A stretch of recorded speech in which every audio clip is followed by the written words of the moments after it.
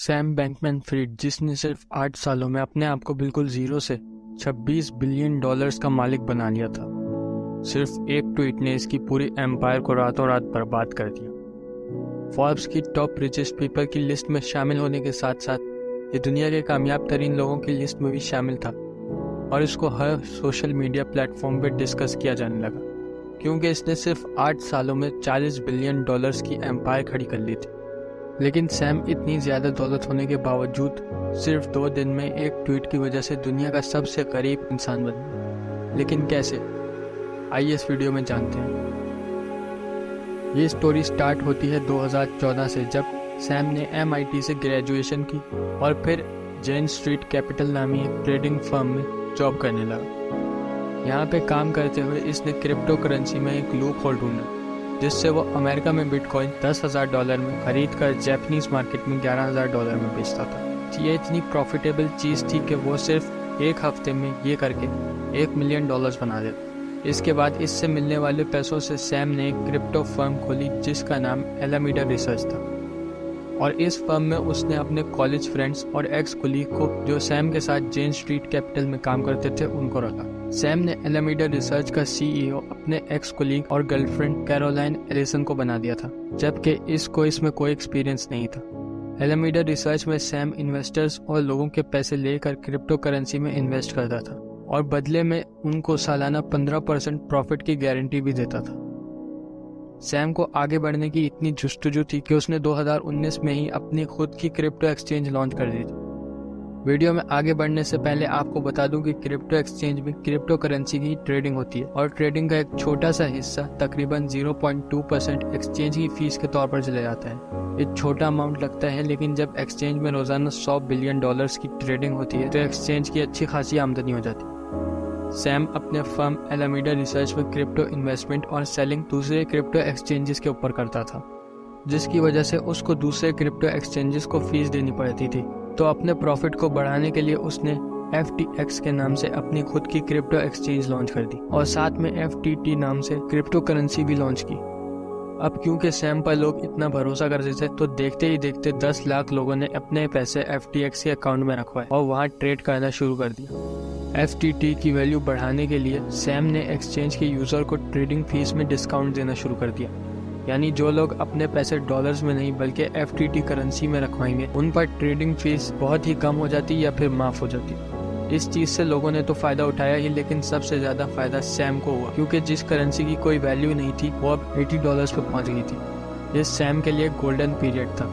हर जगह FTX और FTT की बातें होती थी। मर्सिडीज F1 ने FTX को अपना एडवर्टाइजिंग पार्टनर बना लिया था। मियामी NBA स्टेडियम को भी FTX का नाम दे दिया गया और सैम बैंकमैन-फ्रिड को दुनिया के कामयाब और अमीर तरीन लोगों की लिस्ट में भी शामिल किया गया। लेकिन इस बात का किसी को भी अंदाजा नहीं था कि ये खुशियां सिर्फ चंद दिनों के लिए हैं।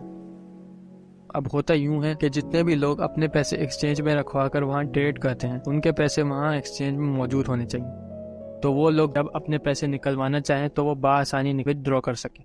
इसी भरोसे लोग अपने पैसे एक्सचेंज में रखवाते हैं, लेकिन नॉर्मल सिचुएशन में सारे यूजर्स अपने पैसे एक साथ नहीं निकलवाते।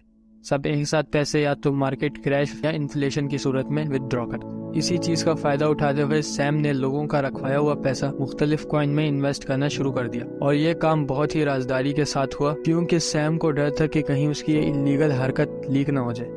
सैम का ख्याल था कि वो कस्टमर फंड से ट्रेड करेगा और फिर प्रॉफिट कमा के वापस FTX में भेज देगा। लेकिन इसी दौरान अमेरिका में इन्फ्लेशन आ गई और लोगों ने अपने एसेट्स लिक्विडेट करना शुरू कर दिए। क्रिप्टो मार्केट बुरी तरह से क्रैश हो गई और सैम ने जहां जहां पैसे इन्वेस्ट किए थे वहां से इसको भारी नुकसान हुआ और ये खबर न्यूज़ चैनल तक भी पहुंच गई। कैरोलाइन एलिसन, जो एलामीडा रिसर्च की CEO थी, इसने द वॉल स्ट्रीट जर्नल पे एक इंटरव्यू के दौरान बोल दिया कि FTX ने कस्टमर फंड्स के पैसे एलामीडा को ट्रांसफर किया है। कस्टमर फंड्स का नाम सुनते ही सब लोगों के कान खड़े हो गए क्योंकि ये पैसे तो FTX के कस्टमर्स के थे जिनको इस्तेमाल करना बहुत ही बड़ा क्राइम था।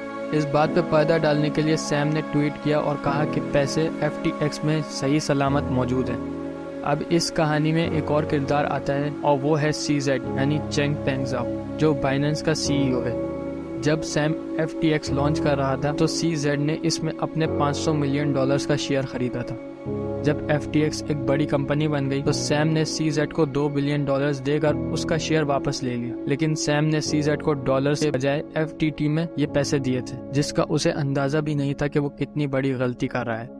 CZ के पास इतने FTT कॉइन्स थे कि वो उन सब को सेल करके सैम की पूरी कंपनी FTX को गिरा सकता था, लेकिन उसने ऐसा नहीं किया और इन कॉइन्स को एक खास मौके के लिए संभाल के रखा हुआ था।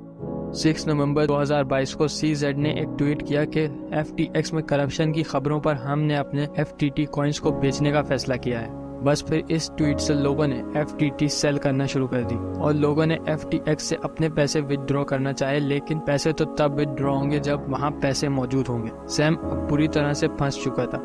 सैम और CZ की आपस में बात हुई और ये तय हुआ कि बाइनेंस FTX को खरीद रहा है, लेकिन 2 दिन के बाद CZ पीछे हट गया और FTX को खरीदने से साफ इनकार कर दिया, क्योंकि CZ ने जितना सोचा था सैम उससे भी ज्यादा काम खराब कर चुका था। FTX को लोगों के $10 बिलियन वापस करने थे, लेकिन उनके पास सिर्फ $900 मिलियन थे। यानी सैम ने पूरे 90% पैसों को दूसरे कॉइन्स में इन्वेस्ट कर दिया, जहां उसको भारी नुकसान हुआ। 11 नवंबर 2022 को सैम ने ट्वीट करके अपनी हार तस्लीम की और कहा कि एलामीडा और FTX बैंकरप्ट हो चुके हैं, और 2 दिन पहले जो $26 बिलियन का मालिक था, सिर्फ एक ट्वीट ने उसको $8 बिलियन का मकरूज बना दिया। दोस्तों, मुझे उम्मीद है कि आपको आज की मेरी वीडियो पसंद आई होगी। इस वीडियो को लाइक करें और मेरे चैनल को सब्सक्राइब करें और बेल आइकन को भी ज़रूर दबाएं। अब मैं मिलूंगा आपसे ऐसी एक नई वीडियो में, तब तक थैंक्स फॉर वॉचिंग।